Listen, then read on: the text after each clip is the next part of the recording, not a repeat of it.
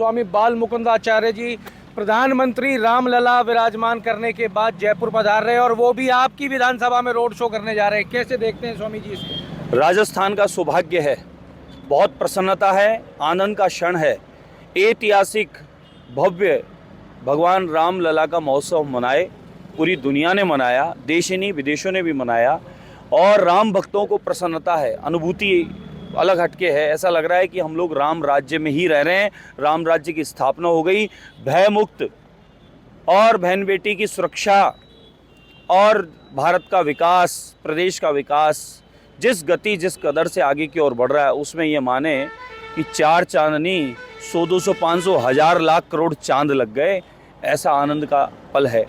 उसी आनंद के पल में फ्रांस के सम्माननीय राष्ट्रपति, हमारे भारत के यशस्वी प्रधानमंत्री के परम मित्र, ग्लोबल लीडर प्रधानमंत्री जी के साथ हमारे जयपुर शहर में घूमने के लिए वो पधार रहे हैं। उनका स्वागत है, सत्कार है, क्योंकि यहाँ तो अतिथि देवो भव की परंपरा है और राजस्थान जयपुर नगर अतिथियों के स्वागत सत्कार में अग्रणी है, विशेष है।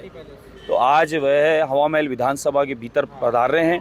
वहाँ पैदल भी भ्रमण करेंगे, हवा महल पर चाय पानी भी करेंगे, हवा महल क्षेत्र में वे अपना समय अधिक बिताएंगे। तो हमें बहुत प्रसन्नता है, बहुत खुशी है।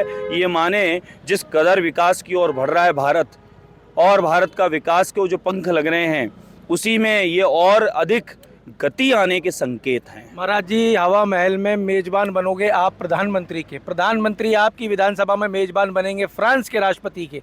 कितना बड़ा पल! मैंने कहा ऐतिहासिक क्षण है, ऐतिहासिक पल है जो शब्दों में बयान नहीं किया जा सकता। ये खुशी है, प्रसन्नता है, राम राज्य की स्थापना की शुरुआत है कि दो बड़े ग्लोबल लीडर और हमारे प्रधानमंत्री के परम मित्र और वो जो यहाँ पधार रहे हैं हमारे अमृत महोत्सव में, और उसी श्रृंखला में जयपुर नगर, ऐतिहासिक धरोहर जयपुर नगरी, अपरा काशी, जिसको भ्रमण और देखने को आ रहे हैं। तो ये तो प्रसन्नता है और इस प्रसन्नता का जो शुभ अवसर है ये हमको मिला है, तो इसकी खुशी कई गुना है। और आज हमें ये अवसर मिला है तो मैं तो चाहूँगा आप सबको भी आमंत्रण है, निमंत्रण है, आप सबका अभिनंदन है। सभी बंधुवर आज हवा महल विधानसभा में पधारो। सम्माननीय राष्ट्रपति और यशस्वी प्रधानमंत्री दो बड़े ग्लोबल लीडर के साथ बैठकर हमारे साथ चाय पियो। रामलला के आने के बाद जितने भी विपक्षी दल हैं वो अब सब एक सुर में राम राम करने लग गए। इसको कैसे देख रहे हो आप? साहब, राम नाम सत्य है, सत्य बोले गत है। राम नाम ही सत्य है, इसलिए राम तो बोलना पड़ेगा साहब। राम के बिना जो राम का नहीं वो हमारे किसी काम का नहीं है, इसलिए सबको समझना पड़ेगा। जय श्री राम। ये देश में जो माहौल राम को लेके बना, ये विपक्षी दल में बना है, क्या ये बात विपक्षी कर रहे दल उसको देख के बदले हैं या एक और कोई? अरे साहब, ये तो समय और मौके को देख के बदलते रहते हैं। कभी ये उल्टी जनेऊ भी पहन लेते हैं, इनको जनेऊ का मतलब भी नहीं पता, जनेऊ सीधी पहनते हैं कि उल्टी पहनते हैं। कभी ये माला, ऊपर में माला है, देखो सबके पास है साहब, हम नियम कायदे वाले हैं, जनेऊ भी है, मालाएं भी हैं, सब है, पूरे नियम कायदे, तुलसी भी है, रुद्राक्ष भी, सब है। लेकिन ये सब हमारा अध्यात्म है, सनातन है, ये दिखावा थोड़ी ही है। ये लोग तो आते हैं जब चुनाव टाइम होता है डेकोरेशन करके ऐसा। ये लोग साहब राम को नहीं समझ सकते, राम के भाव भक्तों को नहीं समझ सकते, राम राज्य की कल्पना क्या है ये समझ नहीं सकते। क्या साहब नेता, क्या अभिनेता, क्या साधु संत, क्या हमारी माताएं शबरी, क्या माहौल था साहब, रोंगटे खड़े होते हैं साहब। हमने नज़दीक से देखा प्रभु राम को।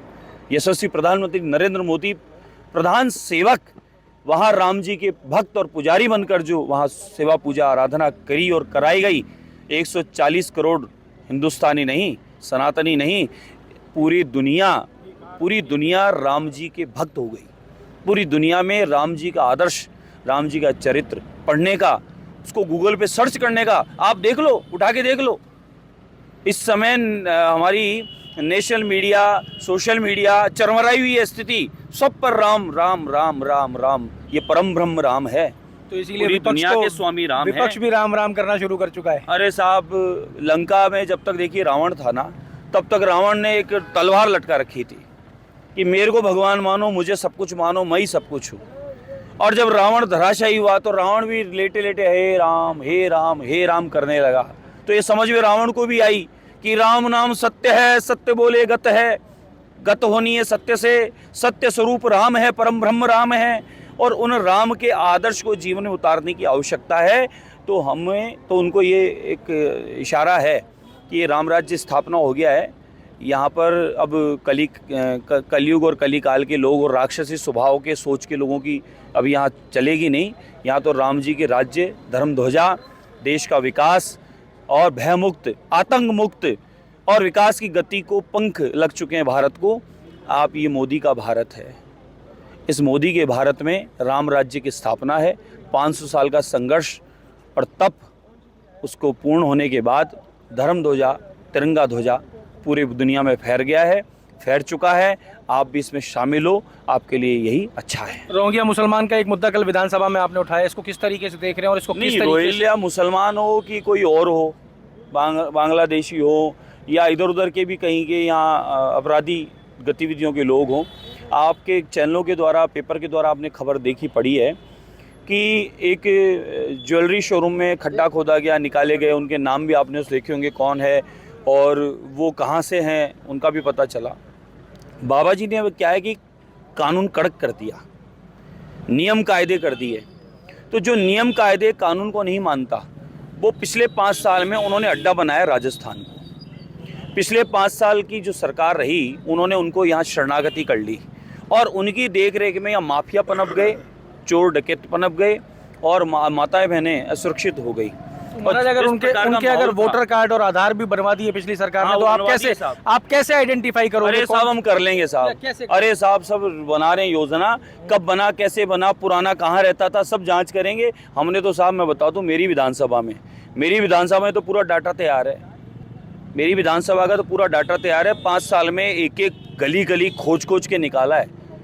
दिल्ली रोड पर किस किस रोड पर, किस किस कॉलोनी में, कहाँ किस रूप में बसे हैं और वो किस रूप में आए थे और आज वो संपत्ति के मालिक कैसे बन गए। ऐसा नहीं है साहब, रिसर्च किया है, काम किया। गैर कानूनी मिलेगा, उस पर क्या किया जाएगा? आप आज सुन रहे हो, मैं तो पिछले कई सालों से ही बात बार बार कह रहा हूँ। गैर कानूनी पे क्या कार्रवाई? पलायन पर मैंने विषय रखा हुआ है, मैंने बांग्लादेशियों पर पहले से विषय रखा हुआ है। अड़ोस पड़ोस के प्रदेश से यहाँ पर गलत गतिविधियों के करने वाले यहाँ पर छुपे पड़े हैं और यहाँ कहाँ क्या गतिविधियाँ कर रहे हैं, उनमें लिप्त है। पूरे डाटा निकाल के देखो आप थानों से। हम तो पहले से ये बात कह रहे हैं। अब ये आदरणीय भजनलाल जी की भाजपा सरकार है, नरेंद्र मोदी जी के नेतृत्व में भाजपा सरकार है, भयमुक्त सरकार है, विकास की गति को पंख लग चुके हैं। ये तो वो बोलते हैं तो 5 साल में पूरे नहीं करते, पेपर में एडवर्टाइजमेंट सो दे देते हैं, अरबों रुपए बर्बाद कर देते हैं। हमारे यहाँ तो बिना एडवर्टाइजमेंट के सरकार आई और आने के साथ में ही सारे काम जो बोले वो चालू हो गए। पहला मुख्यमंत्री ऐसा कि आने के साथ 1 महीने के भीतर जिन योजनाओं पे, जिन बातों पर, जो गारंटियों पर कहा, वो सारी शुरुआत हो चुकी है। ये तो बात करेंगे 5 साल बाद भी नहीं, और हम जो बात कर रहे हैं वो तो माने साल 6 महीने में पूरी होने वाली है। गैर कानूनी रूप से जो बसे हैं, उनका क्या होगा? बसे हैं वो सारों को पैकिंग करके और वापस उनको एक्सपोर्ट किया जाएगा। तो ये आप सुन रहे थे हवा महल से विधायक बाबा बाल मुकुंद आचार्य को, जिन्होंने स्पष्ट रूप से कहा कि आज का ऐतिहासिक पल है, क्योंकि हवा महल विधानसभा में वो मेजबानी करेंगे प्रधानमंत्री की और प्रधानमंत्री मेजबानी करेंगे फ्रांस के राष्ट्रपति की। अमर उजाला के लिए जयपुर से मैं आशीष। अगर आप ये वीडियो YouTube पर देख रहे हैं तो हमारे चैनल को सब्सक्राइब करें और बेल आइकन को दबाना ना भूलें। अगर आप Facebook पर ये वीडियो देख रहे हैं तो हमारे पेज को लाइक करें।